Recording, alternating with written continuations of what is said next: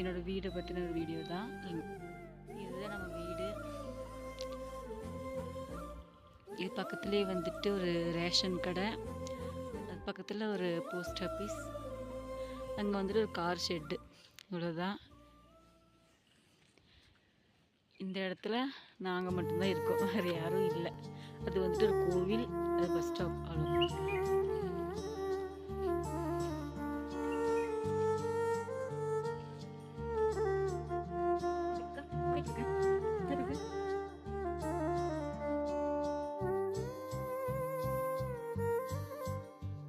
ஒரு 100 சப்ஸ்கிரைப் வந்தால் அவங்க குடும்பம் செழிக்கும், அவங்கள சுற்றி உள்ள எல்லாரும் செழிப்பாங்க.